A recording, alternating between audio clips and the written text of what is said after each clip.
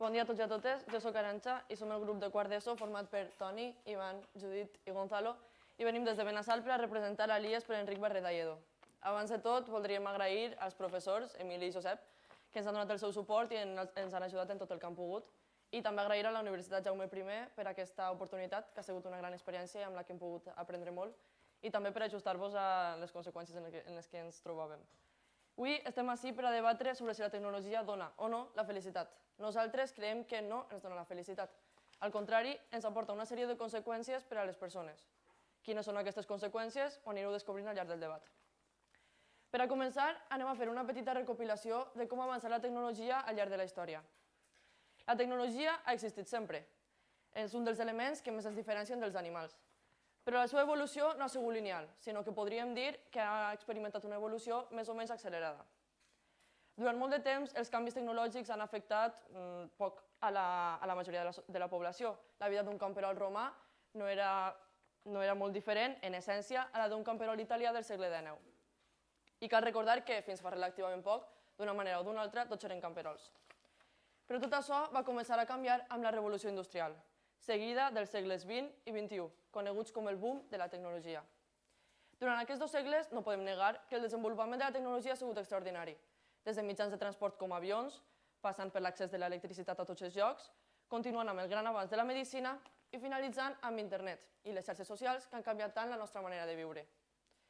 Durant els dos últims segles no només s'accelera el procés tecnològic, sinó que afecta a més gent. Cada vegada més i més persones es posen en contacte amb la tecnologia. La majoria de la gent deixa de treballar al camp. La societat passa a ser més dinàmica i es va fer evident que els fills viurien en un món molt diferent al dels seus pares. Vivim, doncs, en el temps de la major revolució tecnològica de la història. I ara ve la gran pregunta. Som més feliços nosaltres que la gent de l'edat mitja, per exemple? Com ja he dit, el meu grup i jo no creiem que això sigui així. Evidentment, no podem negar que l'abast de la tecnologia ha suposat un gran canvi en la manera de viure, però no en ser més o menys feliços. Com a primer argument per a donar suport al que estic exposant, anem a posar l'exemple que ens han creat de la dependència que ens han creat les xarxes socials. Com reaccioneu vosaltres quan esteu en algun lloc sense internet? Quants de vosaltres considereu que sou addictes? L'Organització Mundial de la Salut afirma que l'excés de l'ús de les tecnologies comporta dependències molt similars a la dependència de les drogues. Aquesta dependència té un nom, nomofòbia, i la RAE la defineix com a la por irracional a eixir de casa sense el teu telèfon mòbil. I és que poques vegades ens separem d'ells, i en el cas que ho fem, tornem al lloc on l'hem deixat per agafar-lo. Amb la tecnologia tenim més coses i més fàcilment, però també tenim més preocupacions i ens hem fet més dependents. No crec que això ens faci més feliços. Passant al següent argument, mai vos heu plantejat de què estan fets els telèfons mòbils? Si ens anem a la composició d'aquests materials, ens encontrem amb un mineral, el desenvolupament, no, amb un material que és el coltan. El coltan és un mineral metàl·lic utilitzat per a la fabricació de pràcticament tots els aparells electrònics. Aquest el podem encontrar en països com Brasil i Tailàndia, però sense cap dubte el principal productor és la República Democràtica del Congo, que produeix més del 80% del coltan mundial. I vos preguntareu, com s'extrau el coltan? El coltan s'extrau a causa de les més de 14 hores diàries que té que treballar gent en condicions infrahumanes i a les que després de fer tota aquesta feina, el sou que li donen no pot mantenir la seva família. I no només això, sinó que dins d'aquestes persones s'encontren més de 40.000 menors, la majoria d'ells no tenen ni 12 anys, i estan esclavitzats, com bé denuncia l'associació d'UNICEF. Són només alguns exemples del que crea l'augment de la tecnologia que utilitzem dia a dia. No els veiem, però estan ahí. Per a vosaltres, són aquests motius per a pensar que les noves tecnologies donen la felicitat? Hem pogut observar que tenim dependència, explotació infantil, esclavitud i molts altres arguments que vos donaran els meus companys. És això la definició de felicitat? Per a nosaltres, això s'allunya molt del que és la felicitat. Moltes gràcies per escoltar-me.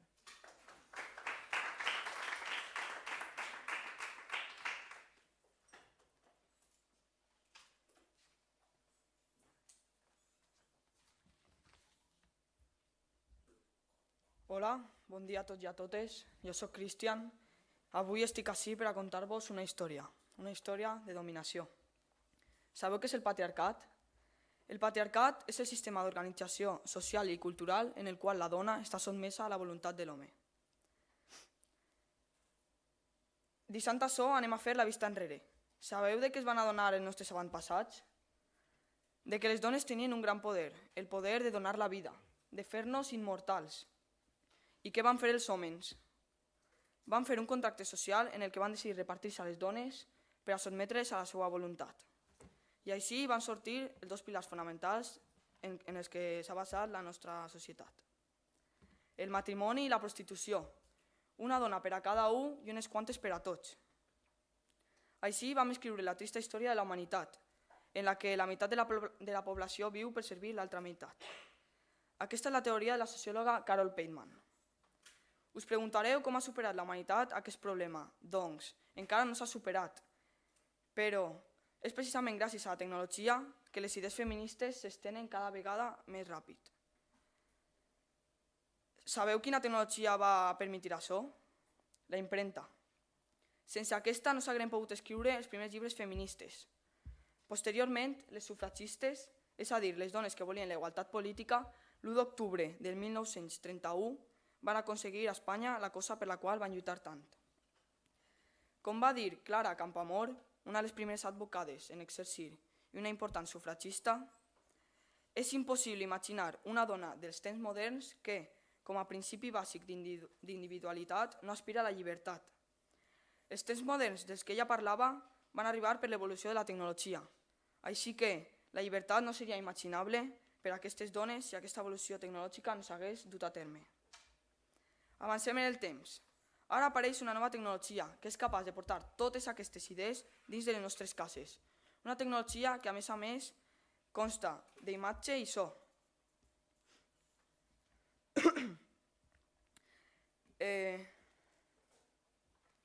La lluita feminista aconsegueix durant els anys 60 i 70 que la dona s'incorpora al món del treball, així aconseguint la igualtat social, que va ser un gran pas, però aquesta no va ser suficient. Tot aquest procés històric va durar centenars d'anys i ara ha despegat com un coet. En els últims 30 anys hem avançat molt més que en tota la resta de la història. Vos preguntareu per què? Doncs, perquè ha aparegut un nou element tecnològic, un sistema de comunicació global, al qual anomenem internet. Gràcies a aquest, el feminisme s'ha expandit per tot el món. Internet també ens dona la possibilitat de connectar-nos amb la resta del món, de conèixer altres cultures, d'impregnar-nos d'elles, i de generar una societat multicultural. Una societat en la que tots tenim la possibilitat de conèixer la realitat dels altres i adonar-nos que, malgrat les nostres diferències, totes les persones som iguals. Hem deixat enrere els prejudicis, les segregacions de tot tipus i estem obrint les portes a una societat cada volta més diversa i més plural, en la que el que importa realment d'una persona no té res a veure amb la seva raça, el seu gènere, la seva orientació sexual o inclús les seves creences. En definitiva, el món a mesura que passa el temps, és més lliure i la felicitat no és assolible si no hi ha llibertat. I sí, els nostres avantpassats han lluitat molt per a que nosaltres haguem pogut arribar on estem avui en dia, però gràcies a aquest canvi de paradigma hem començat a caminar cap a un món igualitari, més just i més lliure. Un món on realment podrem ser més feliços. És per això que el nostre equip format per Laia, Paco, Fàtima, Laura i jo, Cristian, afirmem que la tecnologia augmenta la nostra felicitat. Finalment, donar les gràcies a tots i a totes els presents, a l'equip contrari, als jutges, a l'Escola Valenciana, la Salsa Vives i la UCI per deixar-nos aquestes instal·lacions i poder fer que nosaltres puguem realitzar aquest debat. Moltes gràcies.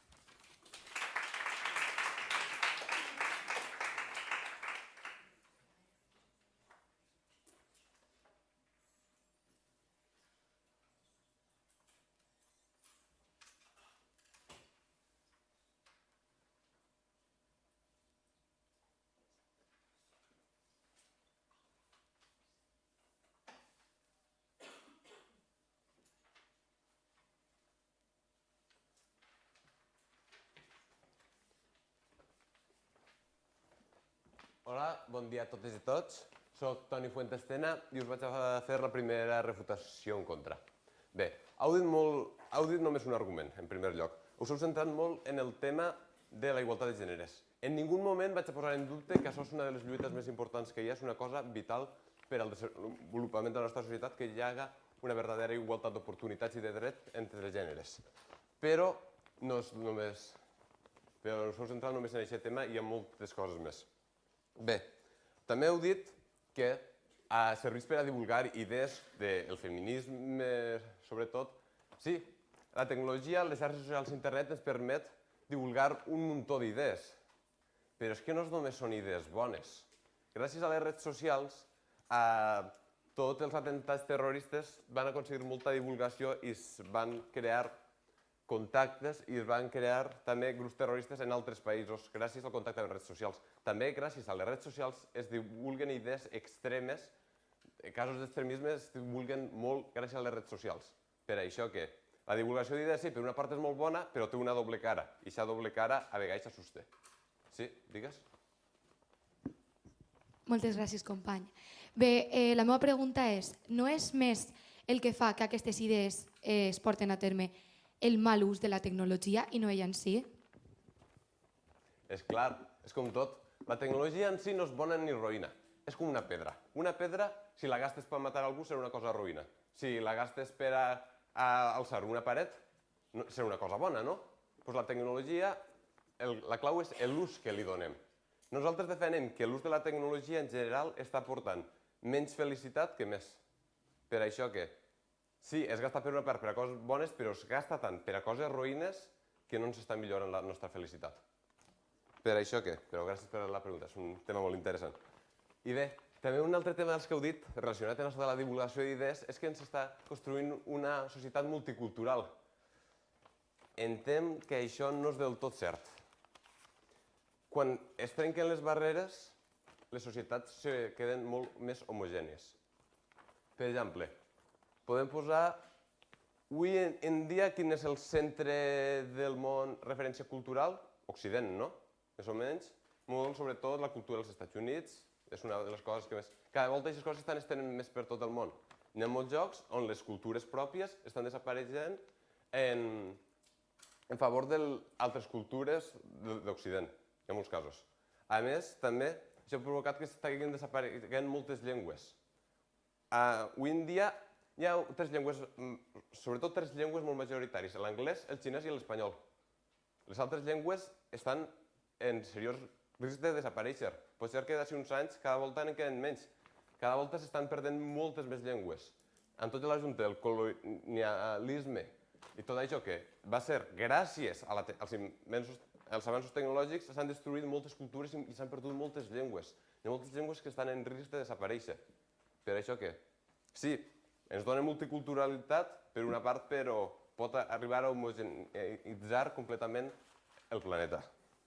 I a més, internet no només serveix per a connectar amb la gent, també ens separa. Sí, ens permet connectar amb gent que viu lluny. Està clar. Agarro el mòbil i qui puc cridar a la persona que viu, per exemple, pot viure a Austràlia, per exemple. Però, al mateix temps que ens permet connectar amb gent que viu lluny, ens desconnecta de la gent amb la que estem.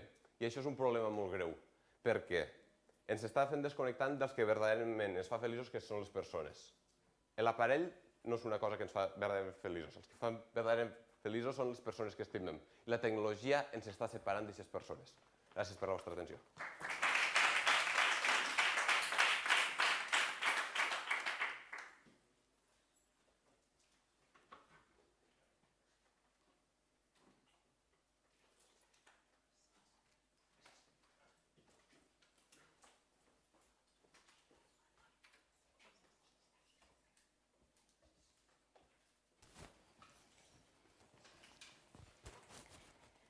Bon dia. Soc Laia i per començar amb la meva argumentació m'agradaria deixar clar un terme que estem gastant molt aquest debat. Felicitat. Què és realment la felicitat? Des del nostre grup prenem la definició de felicitat que donava Aristòtil. Ell deia que l'eudaimonia era el principal bé per a l'ésser humà i que sols podíem saber si havien sigut feliços al final de la vida, ja que la felicitat era una vida ben viscuda, algo així com un projecte de vida. I com aconseguim aquest projecte de vida? Doncs molt senzill. La tecnologia ens ajuda moltíssim a poder dur a terme aquests projectes. Per exemple, amb el temps. Ens dona molt més temps, no sols perquè la nostra esperança de vida és major, sinó també perquè no hem d'estar gastant tant de temps en fer coses bàsiques. A més, la tecnologia ens dona mitjans i recursos. Per exemple, la meva mare pateix del síndrome de Meniere, que li ha fet perdre el 100% de l'audició d'una orella i el 70% d'una altra. Sense els seus audífons, ella no podria sentir. No es podria parlar amb mi, amb el meu pare, no podria parlar amb els seus germans ni amb ningú més. No podria continuar amb la seva feina, ja que està directament relacionada a parlar amb les persones. En definitiva, ma mare no podria complir els seus projectes de vida de no ser per la tecnologia. A més, vosaltres heu dit que a través de la tecnologia també es podien divulgar idees amb l'intenció de fer mal. Però no es pot fer això també sense la tecnologia? No és la solució de tots els nostres problemes l'educació? I com sorgeix l'educació? L'educació sorgeix gràcies a la tecnologia. Si la tecnologia no estiguera present a les nostres vides, nosaltres no tindríem ni temps per anar, per exemple, a l'institut i tampoc tindríem els mitjans que es necessiten per educar-nos. Així que, d'alguna manera, la tecnologia ens permet progressar, adaptar el món a nosaltres i, per tant, humanitzar-nos. Seguint la teoria d'Ortega i Gasset, que deia que l'ésser humà s'enfrontava a la vida com una necessitat subjectiva, és a dir, que l'ésser humà tria viure i no sols es dedica a sobreviure com fan els animals, triem viure ja que tenim un projecte de vida que és el mateix que he dit, que es pot aconseguir gràcies a la tecnologia o que almenys se'ns pot facilitar l'aconseguir-lo.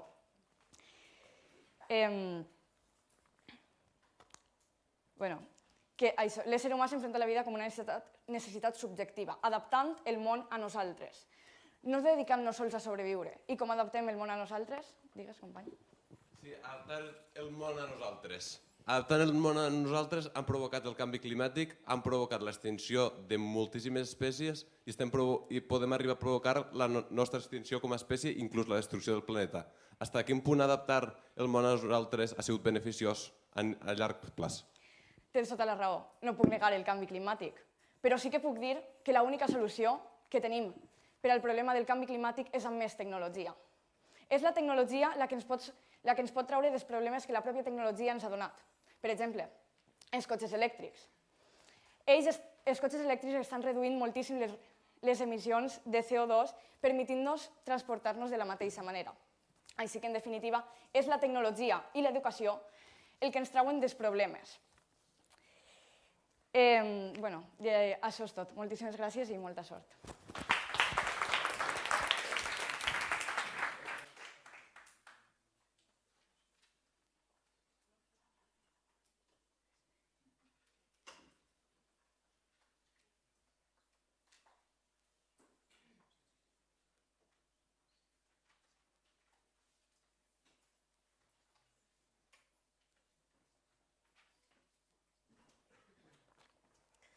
Molt bon dia a totes i a tots. Soc Judit i, com bé han dit els meus companys, per exemple, d'expandir el feminisme, no penso que no s'haguera pogut expandir el feminisme sense la impremta, ja que abans la poesia, per exemple, era oral. Sabeu el que és la Ilíada de Troia? Era gent que era capaç de memoritzar milers de versos i dir-los. A cas no s'haguera pogut expandir, predicar, difondre aquestes idees prescindint de la impremta, si sempre s'ha fet així. També dir que la tecnologia ha pogut avançar en qüestions de sanitat, com el cas de la teva mare, però també provoca molts altres. Us vaig a fer una pregunta. Podríeu viure una setmana sense mòbil? Sense WhatsApp, Instagram, internet en general, ni tan sols l'aplicació de l'alarma, la llanterna o la calculadora? És possible que molts de vosaltres, i nosaltres també, perdríem el cap. En la societat en la que vivim actualment, el que té el mòbil més nou i més car és el més modern, i el que no en té és sent desplaçat. Una altra volta, la societat dels diners. Afirmaríem que en aquest cas, sense considerar el mòbil com un utensili bàsic per viure, els diners ens donarien la felicitat? Materialisme i consumisme. A més, els joves cada volta patim més problemes de vista i en no res tots portarem ulleres a causa de la dañina llum que emeten aquests dispositius al que tot el dia estem mirant embobats. I ara us faré una altra pregunta. Si us sona el mòbil, teniu l'ànsia i la necessitat d'anar a veure què era? Perquè almenys molts i moltes joves la tenen i, evidentment, no és saludable. A la llarga, això desencadenarà trastorns de salut greus com l'ansietat, la depressió i l'addicció, de voler-ho tot a l'instant. I tenint com a base que la felicitat només és possible amb salut, els mòbils ens aporten la felicitat? I em direu, com abans, sí, la tecnologia ha salvat vides i ha millorat la medicina. Aporta la cura, però també el problema. Si ens estalviàrem la causa, no faria falta la solució. També dir que la tecnologia potser ens aporta una felicitat individual. Això és egoista. Segons l'utilitarisme del segle XVIII, una cosa és bona si beneficia a una majoria de la població i la tecnologia no beneficia a una majoria de la població. Només podríem dir als països més desenvolupats als que podem accedir a aquesta tecnologia. També dir que no hi ha cap constància que els nostres avis foren menys feliços dels que som ara nosaltres, sense els nostres avis o generacions avantpassades que no podien accedir a aquesta tecnologia. Aleshores, podríem afirmar que la tecnologia és el problema moltes vegades i no sempre ens pot aportar la solució. Sí? Moltes gràcies, però la pregunta no és si és bona o no, sinó si ens augmenta la felicitat. Aleshores, si una cosa és bona, pot produir la felicitat de la majoria de la població. Si la tecnologia no ens està aportant aquestes coses bones, no ens pot arribar a fer feliços a la majoria de la població. Això ha sigut tot per mi. Moltes gràcies per la pregunta i gràcies per escoltar-me.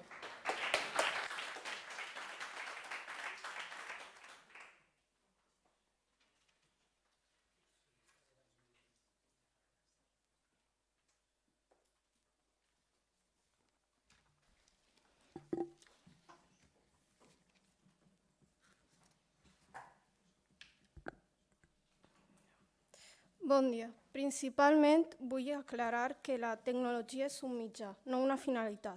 Per tant, nosaltres dictem el seu ús i no es val per ella mateixa. D'acord. Com podem aplegar a una vida digna esperant que el resultat siga l'augment de la nostra felicitat? Al llarg de la història de la filosofia dels grecs fins l'època moderna, la majoria dels filòsofs i filòsofes han defensat que la tecnologia i el seu bon ús, guiat per la raó, provocarà un millor futur, dominat pel progrés a la prosperitat econòmica i l'alliberament de les tasques que no aporten res a la nostra persona. La tecnologia ha ocupat tots els dominis de la vida de l'humà i no fa més que augmentar-nos la confiança, ja que ens permet modificar aspectes.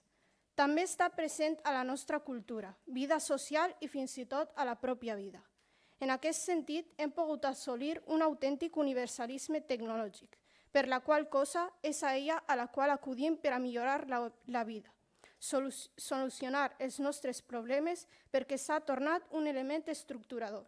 Per tant, podem coincidir que s'imposa com un estil de vida i manera de pensar, perquè junt amb la modernitat podem dir que l'optimisme tecnològic no pot arribar a ser independent d'aquesta noció de la vida. En el cas de la tecnologia accessible, cada vegada són més les solucions que es creen per a progressar amb altres tipus de diversitat funcional que afecten el dia a dia d'aquestes persones.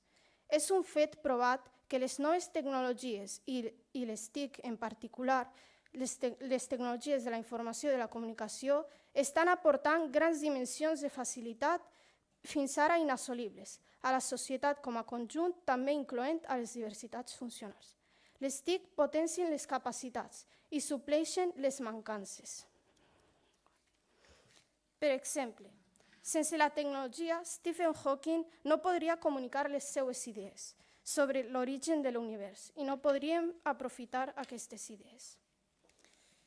Podríem parlar de la tecnologia innovadora per a l'autisme.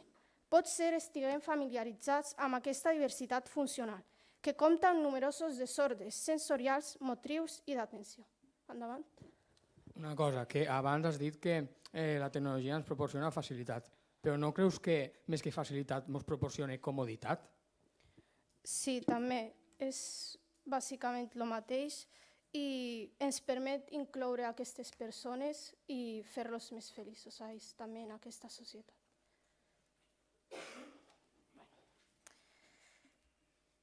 La finalitat és clara, l'integració a la societat amb ajuda de la tecnologia. Com? Doncs amb l'ús d'una pantalla flexible amb estímuls tàctils i audiovisuals, és a dir, la millora de la capacitat multisensorial. També s'han desenvolupat videojocs per rectificar la capacitat motriu, com la coordinació i les respostes a un estímul. A més, una altra diversitat funcional, com la pèrdua auditiva, ha experimentat avanços que donen lloc a la integració. Segons l'OMS, en el món hi ha aproximadament uns 466 milions de persones amb aquesta pèrdua auditiva. Els usuaris del llenguatge de signes s'enfronten a situacions en la qual no es poden comunicar amb els demés. Per exemple, una tecnologia innovadora seria Showlip, un braçalet que reconeix moviments mitjançant un sintetitzador de veu i text en una pantalla. D'aquesta manera, les persones amb diversitat funcional es poden sentir integrades i a la vegada, gràcies als avanços tecnològics, estar feliços. Gràcies.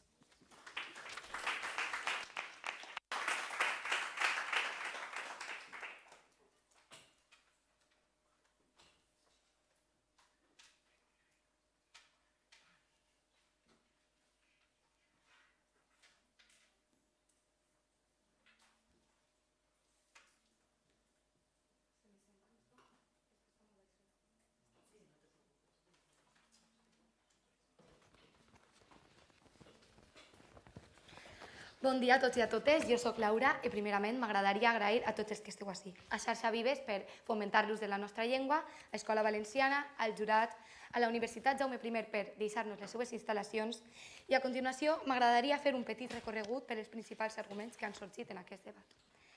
Primer, els de l'equip contrari. He sentit que han dit que la tecnologia dona la felicitat, però que la tecnologia no dona la felicitat. Han donat arguments com que amb la tecnologia no som més feliços, ens dona dependència a les xarxes socials, o fòbia a eixir sense el mòbil, o, per exemple, la gent que està esclavitzada al Congo per l'escoltant. L'explotació infantil, també que ens desconnecta, ens fa perdre llengües, el qual creiem que no és veritat. I que creiem que la felicitat ens la donen els diners. Jo crec que això són més problemes socials, no problemes que ens dona la tecnologia. Ara m'agradaria repassar els arguments que ha defès el meu equip. En primer lloc, la felicitat, segons Aristòtil, és l'eudaimonia, és a dir, no és un estat anímic, sinó un projecte de vida, un al que no podem arribar sense temps. I és la tecnologia la que ens dona el temps. En segon lloc, com diu Ortega y Gasset, l'ésser humà solament és racional ja que vivim, no simplement sobrevivim com ho fan els animals. Nosaltres vivim ja que tenim alguna cosa per al que fer-ho, que és aquest projecte de vida. En tercer lloc, la tecnologia ha millorat la vida d'una gran part de la societat, que són les persones amb diversitat funcional, per a donar-les la capacitat de fer un projecte de vida a elles també. Per últim, m'agradaria llançar-vos una pregunta. Què és el que no ens augmenta la felicitat? La tecnologia o el mal ús que fem d'ella? El nostre equip creu que l'ésser humà és capaç d'utilitzar la tecnologia per fer el millor possible. Els problemes que la tecnologia pot solucionar sempre van a tindre més pes que els que crea. Bé, no els que crea ella, sinó els que creem nosaltres a través de la tecnologia. No diem que la tecnologia siga el mateix que la felicitat, és clar. Pensem que la tecnologia mai és un fi, sinó un mitjà. Que si som capaços d'utilitzar de manera racional i d'educar a les persones perquè fem un bon ús, maximitzem els seus beneficis i minimitzem els seus perills. Podem afirmar que la tecnologia sí que augmenta la nostra felicitat. Gràcies a tots aquests arguments. Moltes gràcies, jo soc Laura i així acaba el nostre debat.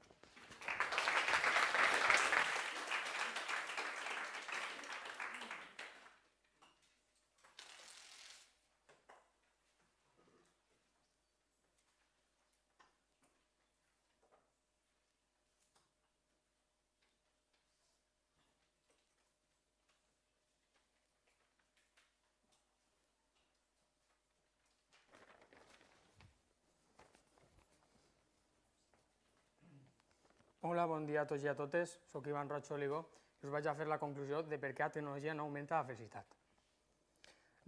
Primer, per a poder dir això, tenim que saber que no hi ha ningú estudi científic concloent actualment que demostri la relació entre tecnologia i felicitat.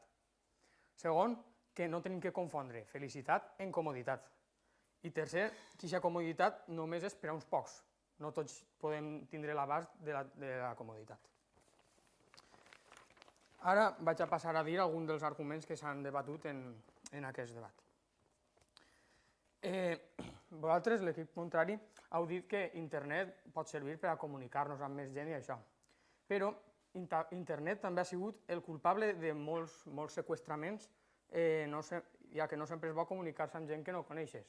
Hi ha hagut molts casos de seqüestros que han parlat amb gent desconeguda pel Facebook, a lo millor, han quedat a un lloc exacte i la persona ha desaparegut. Ja mai més se l'ha tornat a veure i moltes vegades acaben en la mort.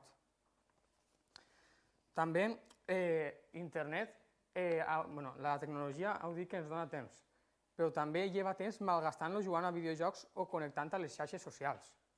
També es té que dir. Temps sempre en tenim si el distribuïm bé. I a més, abans que no hi havia tecnologia s'aprenia igual. Igual amb no tots els mitjans que tenim avui en dia, però d'alguna manera també aprenien. I la tecnologia es té que dir que no augmenta la felicitat global.